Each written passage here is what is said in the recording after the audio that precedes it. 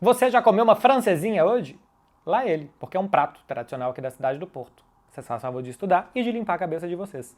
Meu povo, préviazinha de 3 jogos desta quarta-feira, com dicas para vocês também da KTO, da Liga dos Campeões. Leipzig, Manchester City, Newcastle, PSG, Porto, Barcelona. Já peço para vocês irem lá a KTO.com e deixar os palpites de vocês para os jogos de hoje. Leipzig, Manchester City, sem mais delongas, hein? O Leipzig não tem o Urban, o zagueiro Vitor Orban, que já está fora há algum tempo, o Dani Olmo, desfalque muito importante, o Campbell, volante do lado do Schlager, vem fazendo boa temporada, está fora também do jogo, e o Timo Werner, que já está fora há algum tempo e não é titular. De jogos importantes do Leipzig essa temporada, ganhou do Bayern, empatou com o Bayern, ganhou 3-0 na Supercopa, empatou no final de semana 2-2, mas fez boa parte do jogo muito boa, depois do 2-1 o time caiu, e perdeu do Bayer Leverkusen 3-2, um jogo muito movimentado. Do lado do Manchester City, depois eu já passo um panorama de jogo, mas primeiro, John Stones fora, o De Bruyne fora por muito tempo, o Rodrigo, que está suspenso na Inglaterra, 3 jogos de suspensão, volta, pode jogar na Liga dos Campeões, então volta o Rodrigo no meio campo, o Grealish já jogou alguns minutos contra o Wolverhampton, e pelo que eu vi o Bernardo também pode ficar à disposição para entrar numa segunda etapa. Então ganha Rodrigo, ganha Grealish, já ganha 2 jogadores de meio, nas últimas partidas o Manchester City não teve isso. Na temporada passada, os dois times se enfrentaram na Champions, 8-1 no agregado para o Manchester City, com aquela goleada de 7-0 jogando na Inglaterra. Não acho que aquilo ali seja a distância real entre os dois times. E eu fiz o jogo em Leipzig, o jogo na Alemanha, empate por 1-1 entre as duas equipes. O Manchester City claramente naquele jogo quis evitar contra-ataques, quis evitar transições, quis evitar marcar muito em cima, para dar muito campo para correr o Leipzig. Então o Guardiola tentou dormir aquele jogo, porque o Leipzig faz essas transições, essas cavalgadas longuíssimas muito melhor do que o Manchester City, pelas características dos seus jogadores. Eu acho que o Leipzig está jogando melhor do que naquela época, do que em fevereiro. Eu acho que o Manchester City está menos encaixado do que naquela época. É um time que vem de 2 derrotas consecutivas, perdeu do Newcastle jogando com boa parte de reservas, é verdade, mas perdeu também do Wolverhampton no final de semana. Esses problemas de lesões de jogadores-chave no meio campo atrapalham muito o time. Então, não acho que a gente deve ver algo parecido com 7-0 para o Manchester City outra vez. Para mim, esse confronto, ida e volta depois, vai decidir primeira e segunda colocação do grupo, que eu acho que está aberta, porque o Leipzig está jogando realmente muito bem, né, nessa temporada. A dica que eu dou para vocês é que ambos vão marcar. O Leipzig é um time que faz muitos gols e que também concede gols, então eu acho que tem chance, jogando em casa, com a energia que tem, depois do que criou contra o Bayern de Munique. Eu acho que tem boas possibilidades de marcar, e o Manchester City normalmente marca. Jogando com Haaland, com Julian Álvares, com Phil Foden, é um time que cria bastante, que normalmente marca o Manchester City. 1,71, no momento que eu estou gravando isso, é quanto está valendo lá na KTO, e é a dica que eu dou para vocês para essa partida. Passando para o próximo jogo, Newcastle e Paris Saint-Germain. O Newcastle não vai ter o Barnes e o Botman na defesa. Joelinton não treinou nessa terça, também é muito provável que fique fora. O Paris Saint-Germain, 2 ausências já conhecidas, Nuno Mendes e Asensio. Nuno Mendes só ano que vem, o Asensio já está fora desde a data FIFA, se machucou jogando com a Espanha. O Newcastle vem melhorando na temporada, ganhou 4 dos últimos 5 jogos, incluindo uma vitória contra o Manchester City, cheio de reservas, mas ganhou. E no final de semana ganhou mais uma, tinha feito uma goleada de 8-0 contra o Sheffield, enfim, tá ganhando ritmo esse time do Newcastle, e o Paris Saint-Germain não está ganhando ritmo.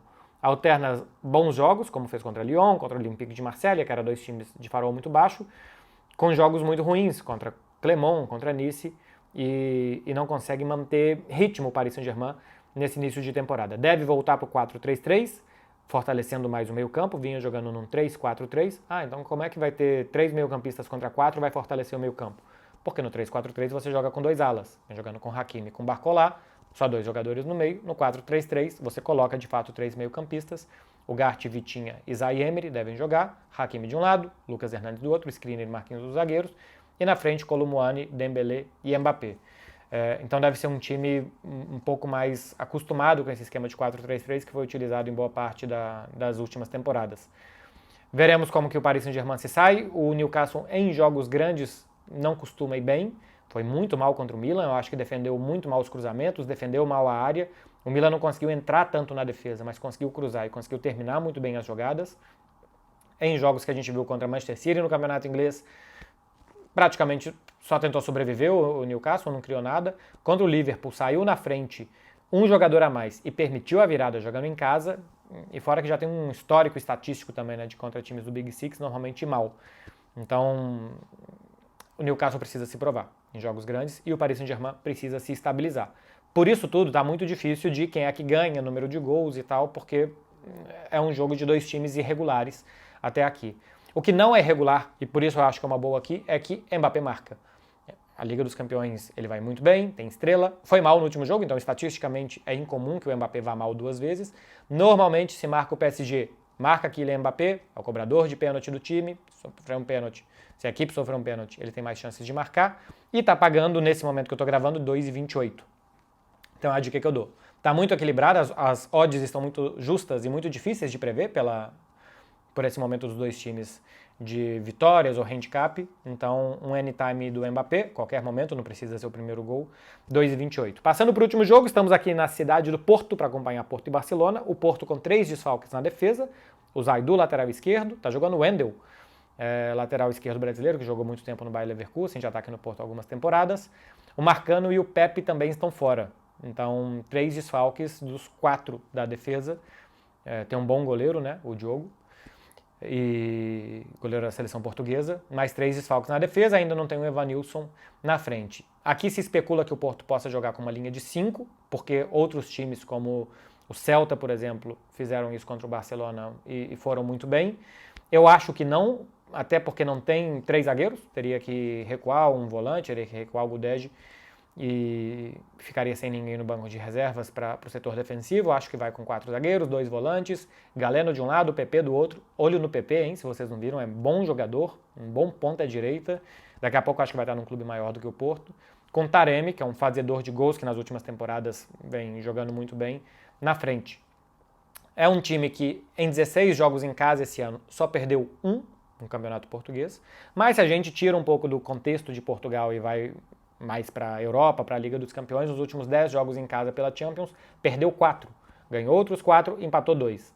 Contra grandes aqui, ganhou na temporada passada do Atlético de Madrid, em 2021 ganhou da Juventus, em 2020 empatou com o Manchester City, então complicou, tomou goleada do Liverpool também, um pouco antes disso, acho que em 2019, tomou goleada do Liverpool e tal, mas de 3 anos para cá, em jogos grandes contra esses 3, conseguiu ir bem o Porto. Um time muito aguerrido, de muita pegada, que deve marcar na frente em alguns momentos do Barcelona para tentar sufocar com a força da torcida, faz muito barulho a torcida no Estádio do Dragão. Tudo isso para tentar assustar um Barcelona que está tentando caçar fantasmas, que está tentando se reerguer, se reprovar na Europa, se reencontrar, porque tem 3 anos que o Barcelona não ganha um jogo grande de Champions contra um adversário importante fora de casa. Ganhou da Juventus em 2020, 2-0 em Turim, sem torcida, pandemia e tal. Tudo bem que na Europa League ganhou de Napoli, ganhou de Galatasaray, mas não era a Liga dos Campeões, então o Barça tem que se provar, e não é nem que tem que se provar de títulos, tem que se provar de passar de fase, de conseguir ganhar de algum adversário grande fora de casa. O Barça não tem Pedri e De Jong no meio campo, e a esses 2 jogadores fora se une também o Rafinha na frente. Algumas dúvidas na escalação, volta o Ronald Araújo, acho que no lugar do Christensen, e aí começam as dúvidas no meio campo. Gundogan, Gavi e Firmin, o meio campo que jogou contra o Sevilla, jogou o Rafinha no lugar do Firmin, mas o Firmin entrou e jogou 60 minutos, ou joga com o Oriol Romeu, jogador mais forte, mais físico, para um adversário também muito forte, e aí passa o Gundogan de primeiro jogador de meio campo para último, porque o Gavi deve ser o segundo jogador de meio campo, joga na base da jogada, mas não como o primeiro, como o segundo Gavi, e o Gundogan pode passar de ser o 5 para ser o 10 praticamente. Então seria uma mudança grande. E aí sai o Firmino do time. E a outra dúvida é na frente. Joga João Félix, joga Lewandowski e aí joga Ferran ou Lamine Yamal. Se joga o Ferran, fica um time muito parecido da partida contra o Celta, que se fechou muito, que o Barcelona não tinha como entrar, não tinha drible, não tinha 1 contra 1, o Celta recuperava a bola, contra-atacava e foi o time que mais gerou problemas para o Barcelona nessa temporada. Perdeu de 3-2, mas merecia sorte melhor naquele jogo. O Barça virou na base do coração.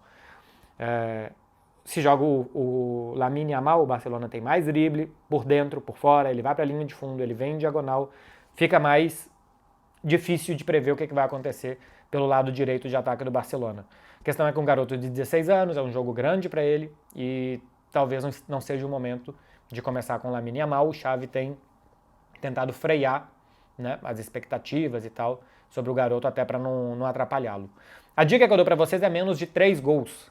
Barcelona não é um time que sobra, fez aqueles muitos gols contra Antuérpia e Betis, mas eu acho que em jogos grandes ainda é um time que tende a não sobrar em quantidade de criação ofensiva, até porque o Porto não deve querer deixar que o Barcelona crie toda hora. Se o Porto sai na frente, vai se fechar muito e vai dificultar que o Barcelona faça 2 ou 3 gols. Lembrando que aqui, né, menos de 3 gols quer dizer que se sai exatamente 3, anula. Mais do que 3 a gente perde, menos do que 3 a gente ganha. Então, exatamente 3 anula. Então, se o Porto sai na frente, o jogo deve se fechar muito. E se o Barcelona sai na frente, não acho que o Porto vai se lançar de qualquer maneira para o ataque. Acho que o jogo continua mais ou menos fechado e sem tantos gols de um lado ou do outro. Então, menos 3 gols é a dica que eu dou para vocês. Essas são as 3 análises e dicas dessas 3 partidas de quarta-feira da Liga dos Campeões. Vocês façam um favor de assinar a HBO Max. O Barça, nesta rodada, TNT e HBO Max, mas futuramente o Barcelona estará só na HBO Max, como esteve na primeira rodada. PSG e Manchester City também, se vocês quiserem assistir junto do Barça. HBO Max é a dica que eu dou para vocês, além das dicas que eu deixo aqui da KTO, para vocês entrarem lá e darem o palpite de vocês. Um beijo para vocês, meu povo. Boa quarta-feira de jogos e boa francesinha para quem quer um prato típico. Tchau, gente.